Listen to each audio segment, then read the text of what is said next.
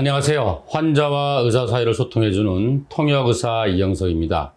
오늘 이 시간에는 환자나 보호자가 뭘 잘못 알고 있는 거죠.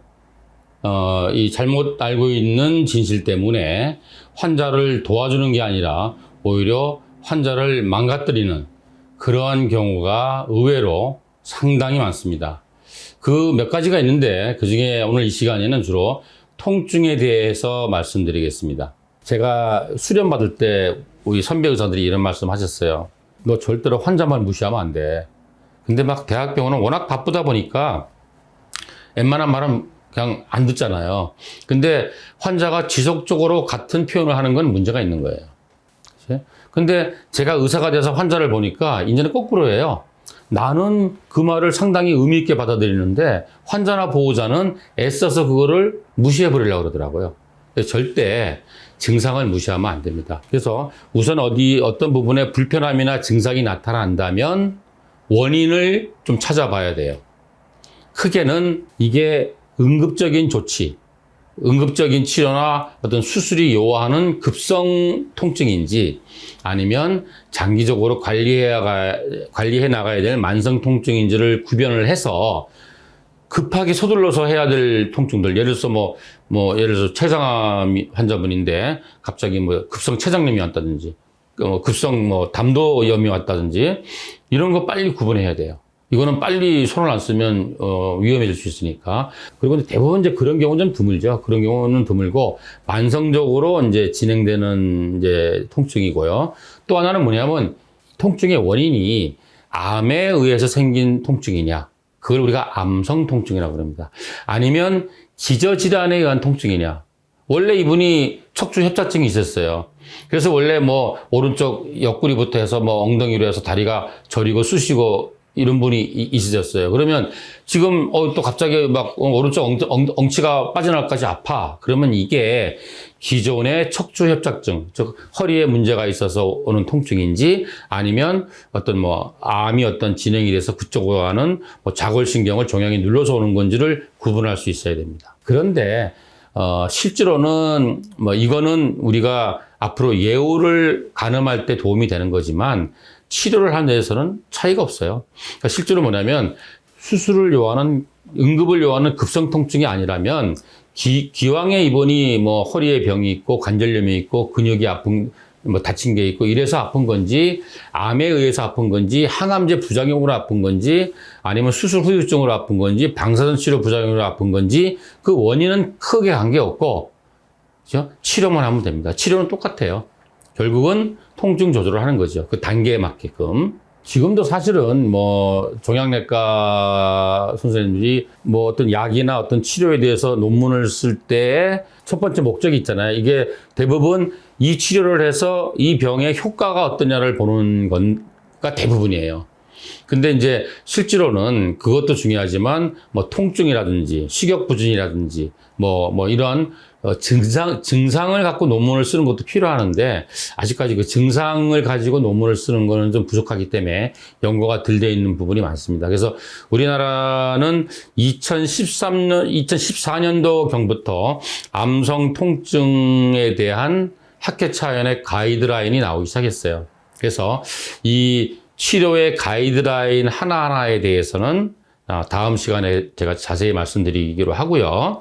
환자분들이 실제로 이제 적용할 수 있는 것에 대해서 설명을 드리겠는데, 첫째, 이 통증이라는 거는 어떤 검사로 표현되지 않아요. 피 검사를 해서 통증이 나온다든지 CT를 찍어서 나오는 게 아니고 오로지 환자의 주관적인 거잖아요. 이제 그래서 환자의 주관적인 그 표현을 잘 들어야 되고 또 의사가 이학적인 진찰, 그죠? 문진도 해야 되고 촉진도 해야 되고 시진도 해야 되고 청진기도 돼야 되고 또 필요하면 또 혈액 검사나 CT도 해서 그 이제 원인을 이제 찾아야 되는데, 우리 예를 들어서 그 고혈압이나 당뇨를 조절하기 위한, 물론 치료가 아니죠, 조절하기 위한 처방을 할 때는 3개월, 6개월 이렇게 처방해도 돼요. 근데 통증은 사실은 사람마다 다르고 매일매일 달라요. 그래서 매일매일 통증을, 아니면 2, 3일에 한 번씩이라도 통증을 평가를 해야 돼요. 이분이 통증이 지금 어떻게 변화했나, 위치가 어떻게 바뀌었나, 강도가 어떻게 됐나, 양상이 어떻게 바뀌었나, 이런 거를 해서 그때그때 맞게끔 처방을 해야 되는데, 현실적으로 그게 안 되잖아요. 대학병원만 다니신 분들은 이제, 예를 들어서 보통은 한 달 정도 약을 그냥 처방해 드리잖아요. 오늘 항암하고, 다음에 항암 올 때까지 약을 주고, 아니면 이제 수술하고 퇴원하시면 3개월 후에 올 때까지 처방을 해주고 이렇게 된단 말이에요. 그러면 특별한 설명이 없이 이렇게 약을 처방해 주니까 환자나 보호자는 어떻게 하냐면 혈압약처럼 그냥 무조건 한 달이고 3개월이고 처방대로 똑같이 먹어야 되는 줄 알아요. 그건 절대 아니죠. 예를 들자면 우리가 왜 항암하고 나면 이제 미식거리고 토할 것 같은 증상이 나타나는 분들이 많잖아요. 그럼 이제 항구토제를 처방을 하는데 이게 식후에 먹으라고 이렇게 주는 약도 있고 하루에 한 번 먹으라고 주는 약도 있는데 하루에 한 번 이제 먹는 약이 이게 이제 좀 강한 약이죠. 근데 보통 이거 3개 처방해줘요. 3일만. 왜냐하면 의료보험이 3일 정도만 인정이 돼요. 그죠? 그런데 아무런 설명 없이 그냥 3일치 약을 주니까 환자나 보호자는 그냥 미식거리지 않아도 그냥 먹고 더 미식거리는데도 먹고 4일째 미식거리는데도 이거는 먹으면 안 되는 줄 알아요. 그게 아니죠. 어떤 분은 항암을 하고 나서 항구토제를 처방받았는데 미식거리지가 않아요. 그러면 안 먹으시면 돼요. 어떤 분은 너무 미식거려요. 그래서 심지어는 그 항구토제를 먹은 것까지 토해버려요. 이런 분은 주사 맞아야죠. 또 어떤 분은 하루 한 번 먹으라고 처방해 준 약을 한 번 갖고 되지 않고 이거 먹으면 한 서너 시간 지나면 또 미식거려. 그럼 서너 시간에 또 먹어야죠.